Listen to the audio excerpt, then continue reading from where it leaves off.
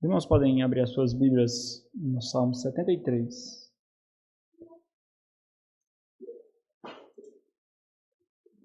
Salmo de número 73. O salmo que nós lemos na liturgia será a base da nossa reflexão. Nós seguimos na série Aprendendo com os Salmos. Essa é a segunda mensagem do Salmo 73. O tema do sermão é Deus é bom para com o seu povo. Deus é bom para o seu povo. Já faz um tempinho que nós vimos a primeira parte desse sermão. Foi no dia 13 de outubro, né? Então, até terminar a exposição desse sermão, eu vou ocupar as quartas-feiras aqui, para a gente não perder o fio da meada, porque aí tem que fazer introduções, recapitulação, e a gente perde muito, né? Eu, particularmente, quando eu vou fazer a recapitulação, então eu leio o sermão anterior novamente, eu fico com o desejo de pregar ele novamente, né? E aí é difícil fazer recapitulação, porque aí fica muito longo. Então, as próximas quartas-feiras eu vou assumir aqui para expor completamente o Salmo de número 73, talvez mais 2 mensagens, né? Ou talvez até uma, não sei, vai depender de como vai fluir. Mas Asaf, se os irmãos se lembram, eu vou fazer uma breve recapitulação aqui, ele foi um levita nomeado por Davi. Antes de Davi ser rei, Saul era rei, a Arca da Aliança tinha sido tomada pelos filisteus, passou 20 anos com os filisteus, a presença do Senhor não estava durante o reinado de Saul, porque a Arca da Aliança representava a presença do Senhor. Então, Davi, ao tomar o trono, ele busca de volta da casa de Obed-Edom, onde os filisteus haviam deixado a arca, e então ele organiza a adoração do Senhor diante da Arca da Aliança. E com isso ele separa alguns chefes de adoração, um deles é Asaf, um dos chefes da adoração ali, para entoar louvores, organizar toda a adoração e inclusive escrever alguns salmos, alguns cânticos aí. E nessa função ele fez isso, ele compôs alguns cânticos. Nós temos acesso pelo menos a 12 aqui em todo o Saltério. O Saltério é dividido em 5 livros. Esses 5 livros, essa estrutura de 5 livros, ela foi compilada possivelmente por Esdras depois do cativeiro babilônico, então é uma obra pós-exílica e ela foi estruturada para contar uma história, para contar a história da redenção de Deus pelo seu povo. Por mais que nós não tenhamos, irmãos, muitos contextos dos salmos, nós temos um contexto maior. Então, toda interpretação exige um contexto, porque nós precisamos ver o tempo, as circunstâncias, ver a ocasião em que aquele relato aconteceu e a ocasião em que aquele relato foi escrito e quem escreveu. Então, tudo isso nos ajuda a fazer a interpretação de um texto. São as fronteiras, os limites que nos impedem a cometer alguma heresia, né? Então, por mais que nós não tenhamos o contexto de muitos salmos, é importante que nós tenhamos o contexto maior de todo o saltério. E isso nos ajuda muito a compreender, quando nós temos em mente, que o saltério ele foi composto, ou ele foi compilado, né? Então existem centenas e milhares de salmos, mas esses salmos aqui, eles foram ajuntados. Isso é compilar, é ajuntar, é organizar. Depois do cativeiro babilônico, para contar uma história da redenção. Então, essa história tinha a intenção de mostrar, ou tem a intenção de mostrar, que Deus ainda está pactuado com o seu povo. E ele, em cada livro, ele mostra uma fase. Inicia pelo pacto davídico, a sucessão, logo no Salmo 2, a sucessão, e no livro 2 também, a partir do Salmo 42, do Salmo 43, a sucessão para os filhos, e cada um desses pontos apontavam para o Senhor Jesus Cristo, para aquele que sentaria no trono de Davi, para mostrar aquele povo que agora está sem nação, que agora está sem rei, que agora está sem templo, para mostrar aquele povo que Deus ainda tinha um pacto com ele. E aquele povo precisaria então se voltar para Deus, obedecer a Deus, buscar a vontade de Deus. Essa estrutura maior nos ajuda. Nós vemos isso em Esdras e Neemias, que na Bíblia hebraica é um livro só. Na nossa Bíblia são divididos esses dois. Então, o Salmo 73, ele faz parte do livro número 3. É o primeiro salmo do livro número 3. E ele nos ensina que existe uma forma de nós passarmos pelas provações, existe uma forma do crente passar pelas tentações da vida, pelas adversidades da vida, pelas tempestades da vida. Existe uma forma. Nós vivemos, numa linguagem do Saltério, nós vivemos no vale da sombra da morte. Esse mundo é para nós o vale da sombra da morte. Indo para o Novo Testamento, nós vivemos, usando a linguagem do Novo Testamento, nós vivemos num grande mar revolto. As ondas nos assolam. O vendaval nos assola. Então, existe uma forma do crente passar por esse mundo. A todo instante, o mundo coloca coisas apetitosas aos resquícios do velho Adão. O velho Adão não foi completamente removido de nós. Ele não foi completamente extirpado. E o mundo sabe disso. A nossa carne anseia pelo que o mundo oferece. E Satanás, ele busca brechas para então nos seduzir e nos fazer desviar da vontade do Senhor, da lei do Senhor, a todo instante. Então, existe uma forma, e essa é a reflexão do salmista do Salmo 73. E ele coloca algumas coisas para nós. Primeiro, não retirar os olhos do Senhor. Se nós piscarmos os olhos, nós pecamos. Se nós vacilarmos, nós pecamos. Se nós desviarmos os olhares, um pouquinho nós pecamos. E as consequências não são proporcionais, irmãos. Às vezes, um erro que dura 10 minutos tem consequências gigantescas. Às vezes, um erro que dura 5 minutos tem consequências gigantescas. As consequências não são proporcionais ao tempo do erro, ao erro que cometemos. Então, isso faz com que nós fiquemos muito atentos. A reflexão do salmista, no Salmo 73, é importante por quê? Porque, graças ao bom Deus, os seus pés não resvalaram, os seus pés não desviaram. Ele não prova do pó. Ele não está no mundo dos mortos agora. Então, o mundo dos mortos, a sepultura, no Antigo Testamento, não é somente onde os mortos habitam, mas é onde Deus não está, é o local de separação com Deus. E essa é uma linguagem poética. É claro que Deus é onipresente, Ele está em todo lugar, mas quando o salmista diz, livra-me da sepultura, se lá eu estiver, como te exaltarei, como te louvarei. Então, a ideia é de não habitar no lugar onde Deus não está, porque Ele não tem mais vida, Ele não tem mais contentamento, Ele não tem mais anseio pelo Senhor. Salmo 73, o salmista Asaf, ele faz essa reflexão de forma extremamente profunda, experiencial, e mostra a graça de ter sido preservado quando os seus olhos piscaram, quando ele virou o rosto para o outro lado, quando ele não olhou para o Senhor. Então, uma das formas de nós passarmos por esse mundo, que é o mar revolto e o vale da sombra da morte, é não tirarmos os olhos do Senhor. Mas ainda, não esquecer os preceitos do Senhor, porque o mundo tem os seus preceitos, o mundo tem as suas instruções, o mundo tem as suas leis. Quando nós colocamos os nossos olhos fitos nos preceitos do Senhor, nós enxergamos o caminho do vale da sombra da morte. Nós enxergamos o Senhor, a mão do Senhor, quando o Senhor diz, vem Pedro, vem ter comigo, pega em minha mão. Nós enxergamos a mão do Senhor quando nós olhamos pelos preceitos do Senhor. Mas também não somente isso, não esquecer quem é Deus. Nós iremos experimentar diversas vezes esse grande contraste, que eu acho maravilhoso de refletir.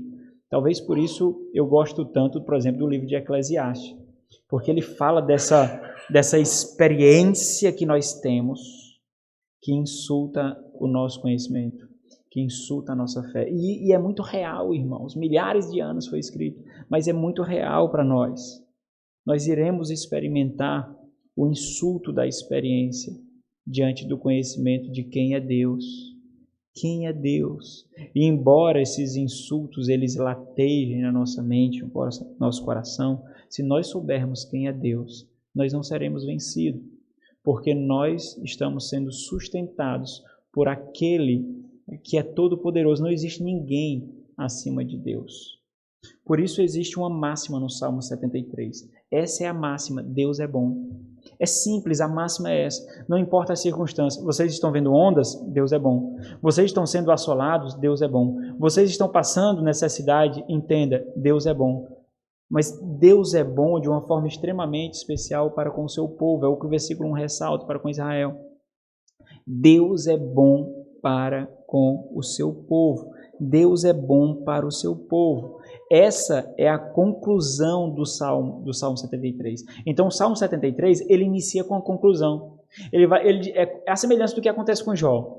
Comece a ler o Salmo 73 por esse prisma. Eu irei me queixar. Eu irei me queixar. O salmista, é como se o salmista estivesse dizendo isso. Eu irei me queixar diversas vezes, mas entenda, Deus é bom. A minha queixa não faz com que Deus seja ruim.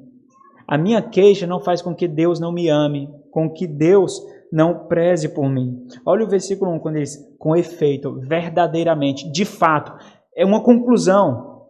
Não porque ele não tinha essa percepção, mas que agora não existe mais brechas, não existe mais lacunas, não existe mais falhas. De fato, verdadeiramente, de verdade, com certeza. Ou se você quiser fazer colocar no final, esse versículo lá no final, você pode dizer, contudo, Deus é bom para com Israel. E aí, Israel aqui, ele não está...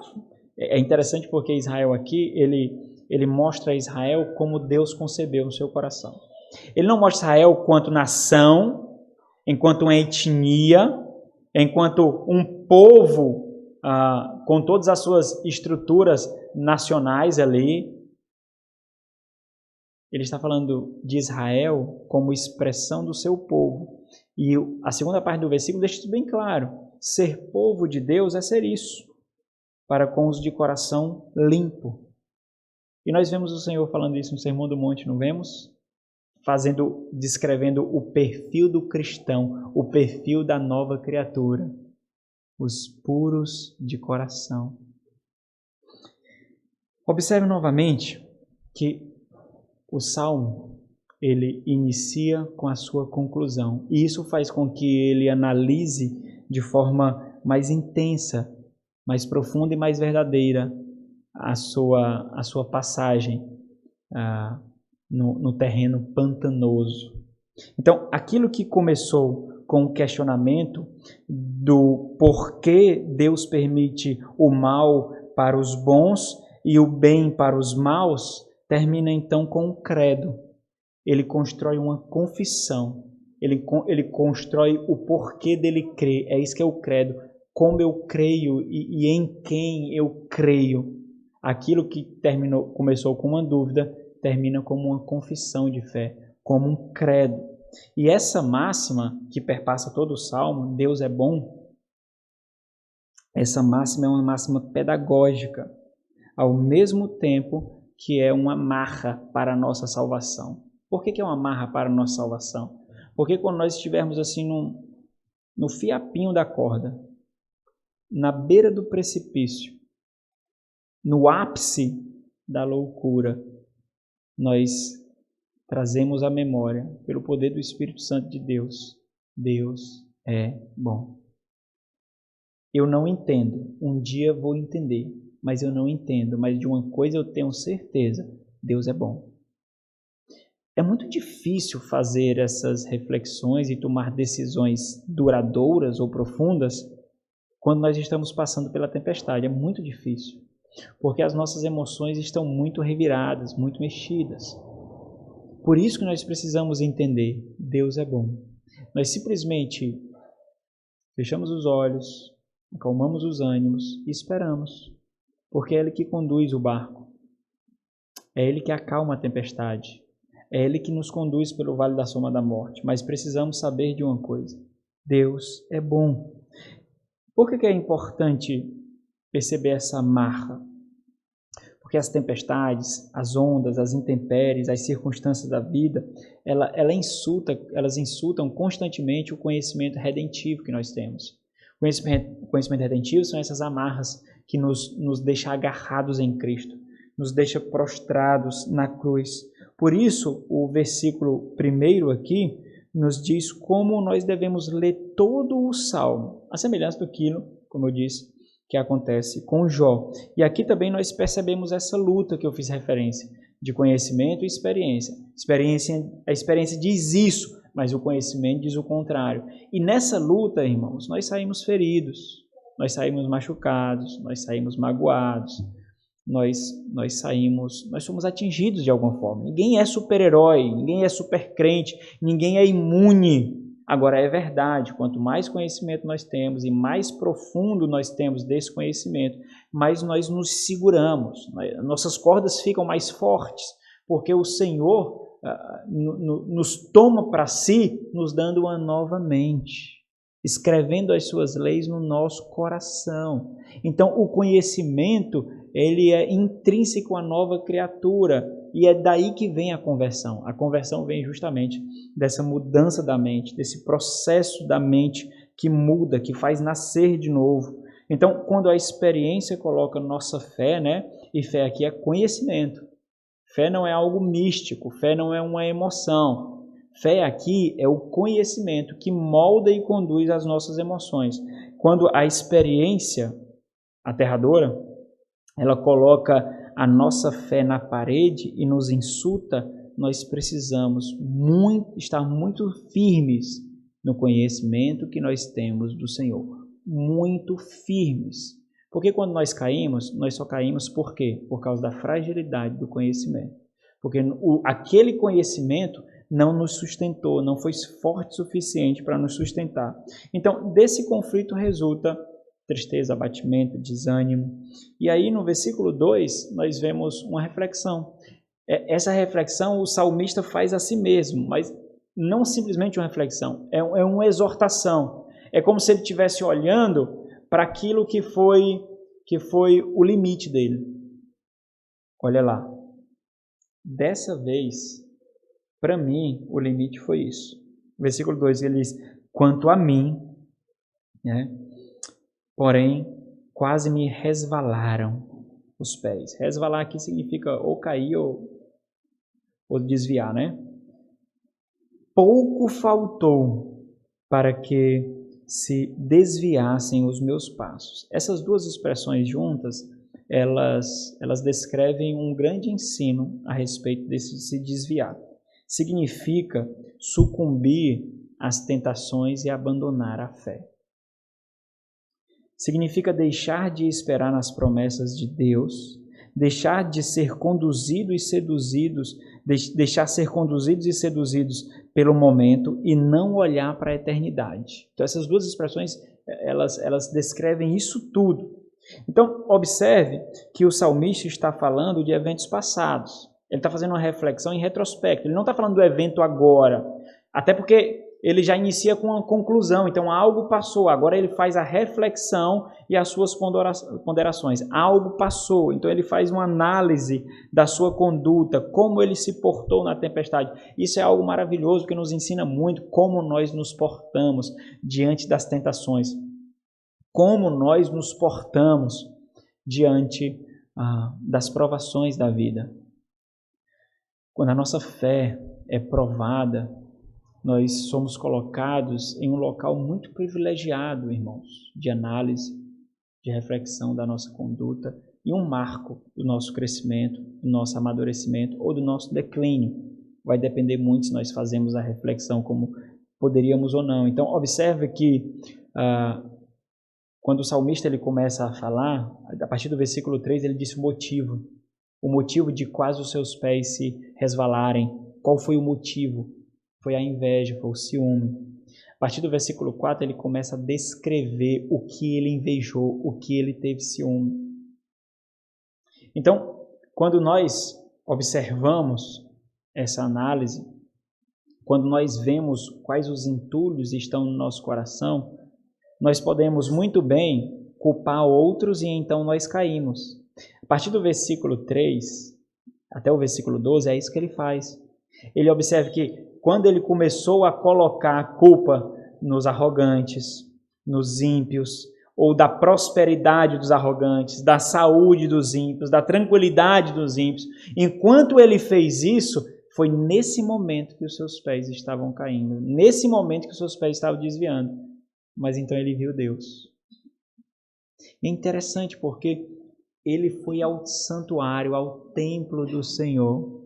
Se você fizer um paralelo simples, é o local onde a presença do Senhor se revela de uma forma diferente do que na nossa casa, no nosso culto doméstico, no nosso devocional ou no dia a dia na presença do Senhor. Está falando do culto. Se nós trouxermos para os nossos dias, nós falamos da igreja do Senhor. Existe um contexto onde o Espírito Santo habita ou se move diante do povo de Deus e entre o povo de Deus, forjados por todos na mesma fé, por todos munidos pelo mesmo Espírito, por todos ansiando o mesmo Cristo, e o Senhor habita de forma especial e age de forma especial na igreja reunida, no povo reunido. Quando nós colocamos a culpa em circunstâncias ou em outros, nós continuamos no buraco e nos afundamos mais ainda. É um pântano. Lembra lá do peregrino, o primeiro obstáculo que ele enfrenta? Nós nos afundamos um pouco mais, nós caímos um pouco mais. A chamada cristã é uma chamada à responsabilidade pessoal. Cada um dará contas de si. Somos nós que nos convertemos, nós não convertemos a outros. Nós convertemos a nós nos convertemos, nós não convertemos o nosso pai, a nossa mãe, os nossos irmãos, o nosso amigo, nós não convertemos, nós não fazemos isso, nós não... É um relacionamento pessoal com o Senhor. Nós precisamos entender isso. Ele ganha o nosso coração e nos transforma. Então nós nos prostramos a Ele. Nós não podemos fazer isso em outro. Isso é algo entre nós e o Senhor. Mas qual é o ponto aqui? E essa é a conclusão do salmista diante de todo o salmo. Deus não deixa de ser bom quando justos sofrem e ímpios prosperam. Deus não deixa de ser bom. As circunstâncias não descrevem quem é Deus. As intempéries da vida, o nosso contentamento ou não, a nossa satisfação ou não, a nossa bonança ou não, não é uma descrição sacra de quem é Deus. Justos podem sofrer, Deus continuará sendo bom. Ímpios podem prosperar e prosperam, mas essa prosperidade, ela diante dos nossos olhos, é uma constante provação da nossa fé e onde está ancorado o nosso coração. Então, aqui o salmista nos mostra uma maravilhosa aplicação, irmãos. Ao que parece, e essa é uma reflexão maravilhosa, porque se a fé do salmista, antes das provações, não estivesse deficiente, nós não teríamos o salmo. Não faria sentido ter o salmo. Nós só temos o salmo porque ele percebeu que a sua fé, antes da aprovação, e a aprovação revelou isso, a sua fé estava deficiente. A sua fé tinha entulhos. A sua fé estava ancorada em portos errados. E é isso que ele percebe aqui. Parece que o salmista, ele concebia por fé, ele concebia por fidelidade, ele concebia por devoção, que ele, e essa era a sua expectativa quanto à sua fé, que ele teria prosperidade material e bonança, crendo em Deus, sendo fiel em Deus, que o mal não iria lhe atingir. E é interessante isso, porque isso nos mostra de forma tão antecipado que nós vemos no Novo Testamento, na Nova Aliança em Cristo Jesus, porque o senso comum é que a bênção do Senhor vinha através de filhos, é que a bênção do Senhor vinha através de riquezas, de bens materiais, de muitos escravos, de muito gado. Então, essa não era uma compreensão particularmente errada essa era uma compreensão grandiosa do Senhor, daquele povo mesmo. Mas isso era apenas a superfície. Aquele povo também tinha todos os recursos para que pudessem encontrar o Senhor no íntimo, no interior. Então o salmista ele precisou de uma crise que quase o fez cair completamente para perceber que a estrutura da sua fé estava frágil, que a estrutura da sua fé era mundana, que a estrutura da sua fé era terrena. Mundana, que eu me refiro aqui, não imoral, mas pertencendo a esse mundo, a esse lado da eternidade, a essa esfera aqui. Os anseios do seu coração, mesmo crendo em Deus, não eram eternos, não eram celestiais. E foi necessário um confronto gigantesco em que quase ele morre. Percebam a linguagem, irmãos. Não dá para a gente sentir aqui as emoções. Não dá para a gente sentir a experiência. Mas a linguagem quer empregar isso em nós. A estrutura da fé que eu tinha quase me fez morrer de angústia. Porque é isso que faz. E é isso que o ímpio não tem. E é isso que ele invejava do ímpio. Porque o ímpio faz imoralidades, trapaceia, o ímpio ele assassina, o ímpio ele faz tudo de ruim, prospera imoralmente, de forma desleal, e a sua consciência fica tranquila. Mas o crente não consegue fazer isso. E essa luta interna, angustiante, era o que estava lhe matando e gritando dentro dele para ele arrancar completamente as amarras do Senhor e seguir o caminho dos ímpios também, porque assim ele poderia experimentar o que os ímpios experimentam, paz de consciência, causado pelo quê? Pela ignorância. Mas o conhecimento não permite-nos ter a paz de consciência nesse mundo perverso. E é isso que ele inveja. Parece que constantemente, irmãos, nós queremos tomar o cetro de soberania, o cetro de governo de Deus, e nós queremos ensiná-lo como governar. Esse foi o ponto dele. Por que ímpios prosperam, Deus? Por que ímpios são saudáveis? Por que ímpios não têm crise de consciência? A visão que nós temos aqui do Salmo 73 é que naquele momento ele se considerou o melhor juiz do que Deus. Olha, não julgas bem, porque ímpios estão prosperando quando deveria receber o juízo, quando deveria receber a punição. Porque eles estão prosperando? Por quê, Senhor? Olha a nossa moralidade. Como é mesquinha. É isso que nós fazemos. É isso que você faz quando você julga um irmão, sabia? Ó, Deus, tá vacilando aqui, ó. Olha aqui, irmão. Ó, Deus, esse daí, ó. Ele precisa ser castigado. E nós refletimos muito sobre isso, não foi? Nós somos melhores juízes do que Deus quando nós fazemos isso. Por isso, a conclusão do Salmo 73, que começa no versículo 1, é sobre o alvo da bondade dele. O alvo da bondade dele é aqueles de coração limpo. E coração limpo aqui faz referência à fé, cujas circunstâncias e adversidades da vida não poluem ou não entulham o conhecimento e a devoção que ele tem a respeito de Deus. Na verdade, nós removemos os entulhos, nós removemos a poluição, nós lutamos para que o nosso coração não seja entulhado. Nós vamos ver hoje a partir do versículo 3, de forma mais breve. Nós vamos ver o motivo do quase desviar-se completamente, do quase abandonar a fé. Qual foi o motivo? O motivo é muito simples. Tudo isso que ele descreve, pelo que ele sente ciúme e anseia, revela que a sua fé, e esse é o ponto 1, ponto 2 vem na próxima quarta-feira, a sua fé não o deixava satisfeito em Deus. Ele tem fé, mas essa fé não o deixa satisfeito em Deus. Por isso a inveja, por isso o ciúme. E o ciúme é interessante, é o ciúme de como Deus tratava os ímpios. Esse é o ciúme dele.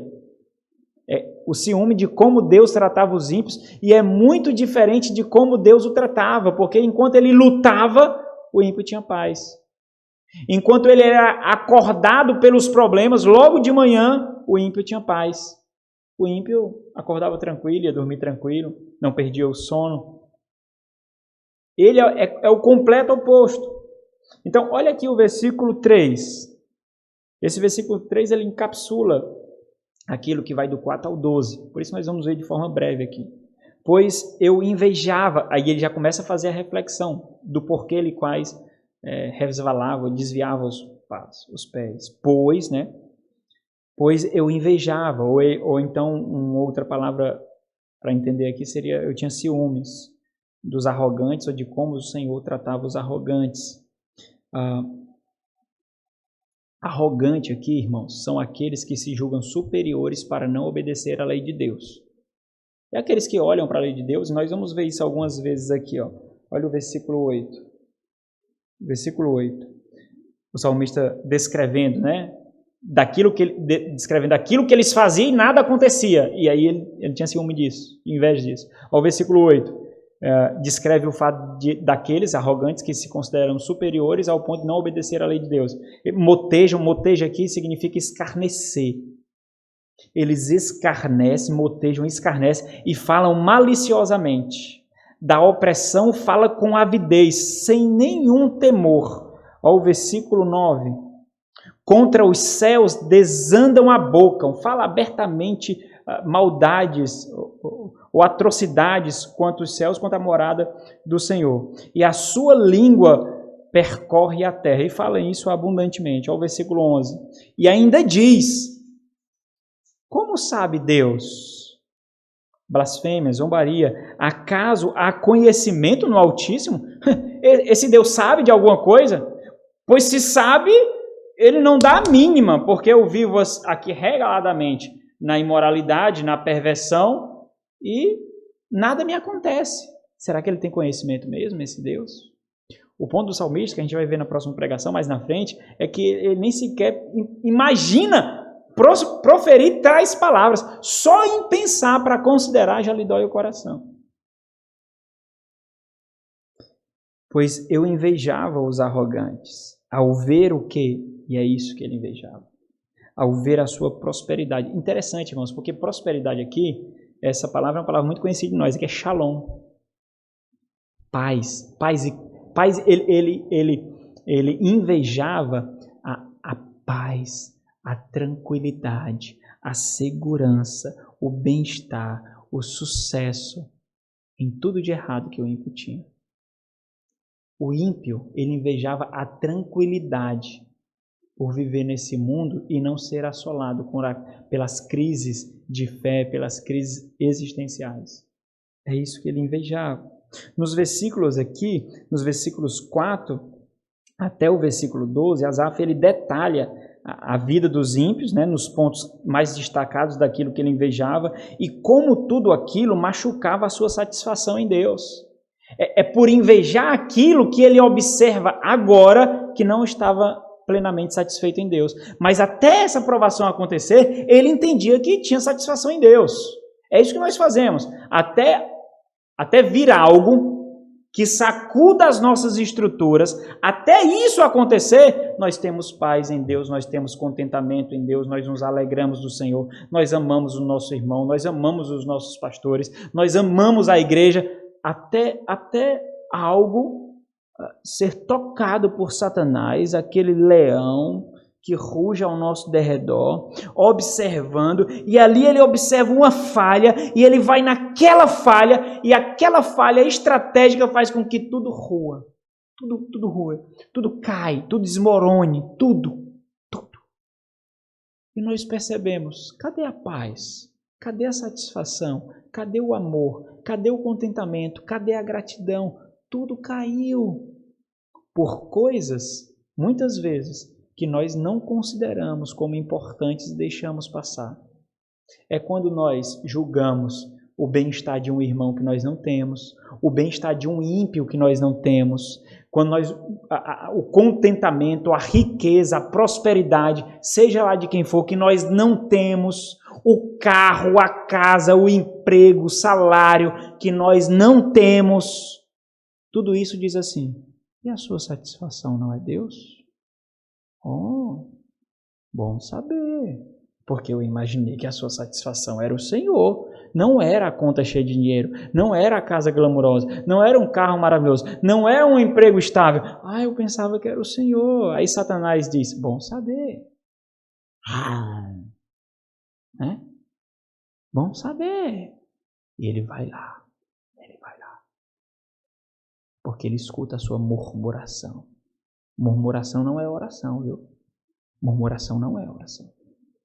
Murmuração é praguejar contra Deus, porque na murmuração não há esperança. Na murmuração não há temor. Na murmuração não há louvor. É isso que o salmista observa. Eu imaginava que Deus estava no centro e na totalidade do meu coração. Mas, na verdade, o meu coração estava cheio de buracos. E esses buracos tomaram meu coração de tal forma que, na verdade, eu não tinha satisfação em Deus, embora tivesse fé. No versículo 12, então aqui ele observa, nesses versículos do 4 ao 12, ele observa que a sua fé estava mais ancorada na terra do que no céu, porque ele anseia pelas coisas terrenas. Quais são os seus sonhos? Quais são os sonhos que você tem? Quais são os planos que você tem? Quais os sonhos que você tem para os seus filhos? Qual é o sonho que você tem para o seu cônjuge? Quais os sonhos que você tem para a sua família? Porque isso descreve onde está ancorada a sua fé, o seu deleite, o seu contentamento, a sua satisfação, o seu coração, a sua mente. No versículo 12, Asaf, ele expõe aquilo que era a cobiça do seu coração. Ele sintetiza no versículo 12. Então, eu coloquei em outras palavras aqui, já fazendo a interpretação para a gente entender. Então, ele diz assim, eis que são estes os ímpios. Ele apresenta, esses são aqueles que eu invejava. Observe o tom de absurdo aqui, porque logo na frente ele vai mudar. Começa outra seção do Salmo 73. Então, esses eram aqueles que eu invejava. Essa era a vida que eu invejava. Eis que são estes os ímpios, e sempre tranquilam, aumentam suas riquezas. Então, 2 pontos aqui.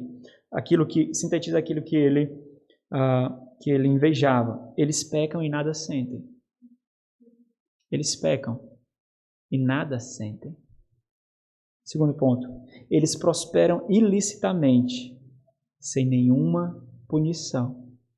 Eles já, na nossa linguagem neotestamentária, Novo Testamento, eles vivem o céu na terra. Mas o Senhor vai dizer, já tens o teu galardão. Já tens o teu galardão. Colossenses capítulo 3, nós devemos ansiar pelas coisas do alto, onde Cristo habita, porque nós viemos de lá. Se é que viemos, e Paulo começa assim. Versículo 12, então, sintetiza isso. Então, observe que esse aqui é um problema do coração, irmãos. O Jorge falou algumas vezes aqui já sobre isso. Sobre observar o coração. Sobre considerar o coração. O nosso órgão, o coração, é o órgão do mundo por vir e desse mundo.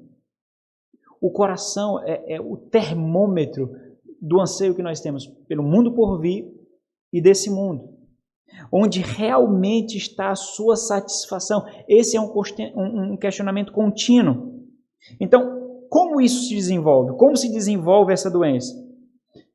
Primeiro, por causa de uma miopia espiritual. A fé de Asaf, ou daqueles que estão nessa situação, e cá entre nós passaremos por essa situação algumas vezes na vida, e talvez aqui existam muitos que estejam nessa situação. Então, a sua fé, essa miopia espiritual, fazia com que a sua fé não contemplasse o quadro todo, apenas alguns pontos. E esse quadro todo é descrito pelo próprio salmista nos versículos seguintes, quando ele diz, eles serão destruídos. Quando eu atinei para o Senhor, eu percebi. E no final eles serão destruídos. Aqueles que não andam comigo se perderão, perecerão. Porque ele se distanciou, ele saiu daquela zona cinzenta, ele saiu daquela zona de fumaça e ele se distanciou, ele tirou o zoom, ele olhou o quadro todo e não somente um ponto, ele olhou o quadro todo e ele viu. Isso aqui não é descrição de toda a história. Um momento não define toda a história, um momento não define toda a existência. É verdade, é ruim porque um momento pode durar semanas, meses, sei lá, anos. Mas é incomparável com a eternidade, não é? Incomparável.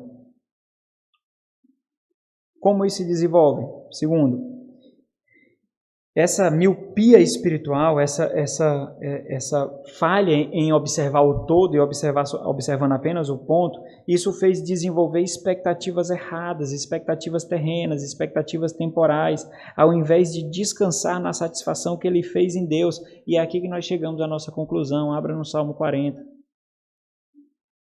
As adversidades, as intempéries, as tempestades é uma oportunidade de provação e de descanso. Mas para isso nós precisamos treinar antes, como nós estamos fazendo aqui. Então, observe o contraste disso, até desse ponto que nós vemos no Salmo 73, com o trecho que descreve a ação de graça proferida por Davi no Salmo 40. Ele diz: esperei confiantemente pelo Senhor. Ele se inclinou para mim e me ouviu quando clamei por socorro. Quando ele diz esperei confiantemente, ele está usando esperar e confiantemente, são duas palavras, mas são as mesmas palavras repetidas. Essas palavras como demonstram a intensidade da sua disposição de aguardar o Senhor. É como se ele estivesse dizendo assim, ó, esperei esperando pelo Senhor. Confiei confiando pelo Senhor. A ideia aqui é apontar o alvo da sua espera. Por que isso é importante? Porque vários outros escapes poderiam se apresentar a ele. Mas ele esperou pelo quem? Pelo Senhor. Várias oportunidades poderiam se apresentar a ele. E se apresentam, não é verdade? Mas ele está esperando pelo quem? Pelo Senhor. Eu não sei se você já teve essa experiência. Eu já tive várias experiências como essa. Em que eu orei para o Senhor e dizendo assim, Senhor, olha, me trata como ignorante mesmo. Como um burro. Me trata como alguém que não discerne mesmo. Mas eu estou precisando de um direcionamento, Senhor. E eu clamo a Ti, ó Pai, que fale claramente a mim. Abra claramente os meus olhos. Mostre vividamente os meus olhos, de tal forma que eu não consiga questionar que não é o Senhor. Eu já tive algumas experiências como essa. Onde eu derramei meu coração no Senhor e falei essas palavras clarinhas, como eu estou falando para vocês. Isso revela o quê, irmãos? E eu vou falar da minha parte. Isso revela um profundo desejo por fazer a vontade de Deus, independente da sua satisfação, independente do seu bem-estar. E eu tenho certeza que naquele momento, essa foi a disposição do meu coração. Rasga o peito e mostra para o Senhor. Senhor, o Senhor sabe que eu quero isso. O Senhor sabe que eu quero mesmo. O Senhor sabe que eu quero, eu anseio por isso. O Senhor sabe muito bem. Mas não faz o que eu quero se for para me afastar do Senhor. Não faz. Por favor. Tire a minha vontade, machuque o meu desejo, destrói a minha satisfação nisso, mas só me aproxima do Senhor. E se for do teu agrado, e se isso servir para me aproximar do Senhor, então faz isso também.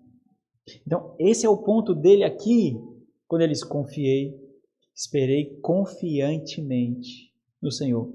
Várias coisas aparecem, mas nós esperamos em quem? No Senhor. No Senhor.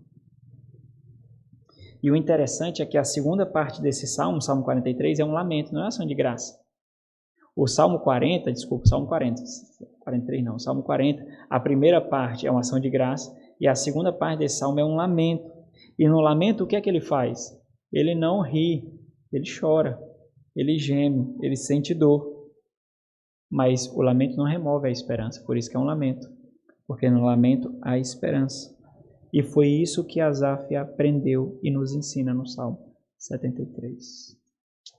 Que o Senhor se apiede de nós e nós possamos aprender antes da oportunidade de dor e sofrimento, ou durante, se for da vontade do Senhor.